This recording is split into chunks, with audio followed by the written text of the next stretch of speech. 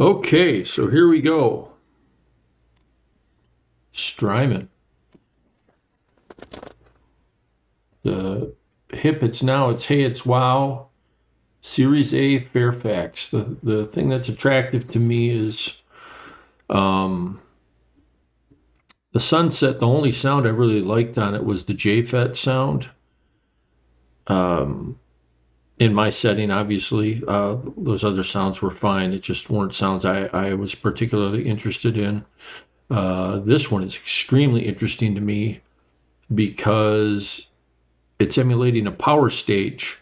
I've got the Mustang GT, which is a preamp style thing, not an amp preamp style thing, but I think what I want to do here with this thing is I'm going to pull the fuzz temporarily, and we'll go from the compression into the Mustang, into the Fairfax here, and see what happens. So I'm going to pause, let's get it hooked up, and let's make some sounds. Okay, we're back. Let's grab a guitar, see what we got.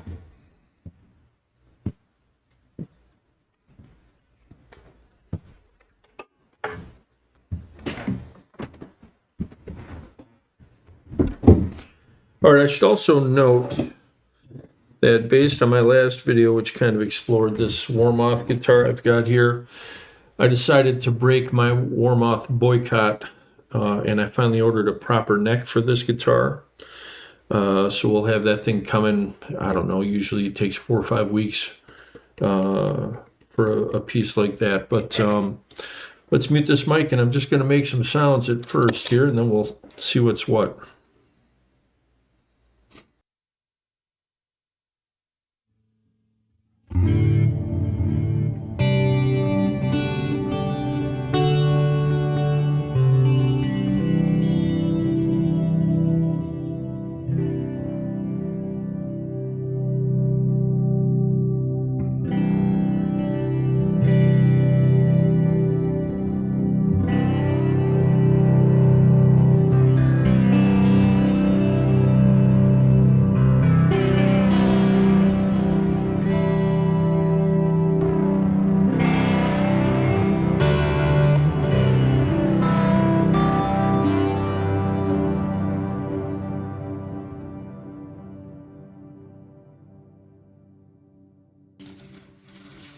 Okay, just a real quick first impression. I'm sure you've come to this video if you're watching it, at least specifically for the Fairfax. You've probably seen a few Genera hard rockin' demos of this thing.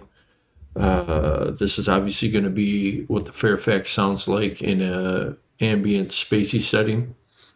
I'll tell you right now, just turning it on, and I apologize I don't have but I don't even have the drive at noon.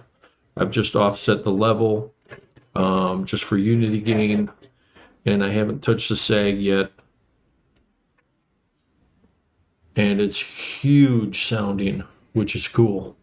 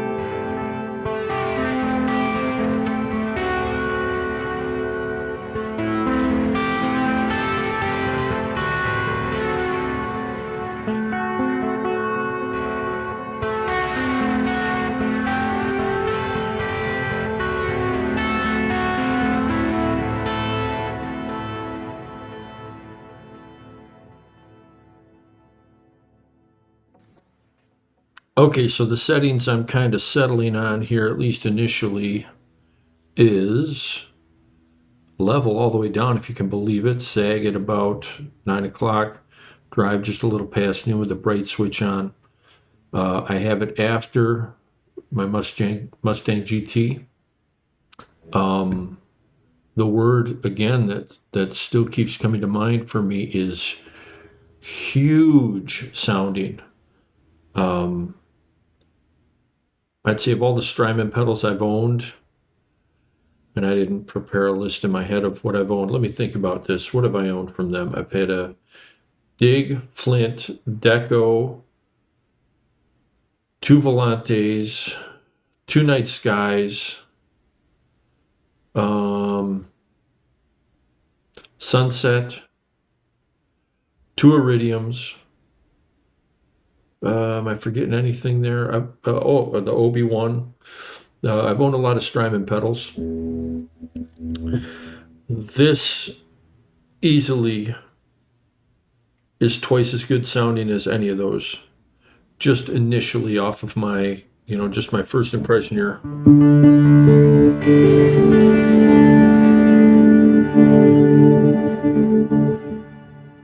Just absolutely off the charts, huge sounding. So let's see if we can get a little jam going.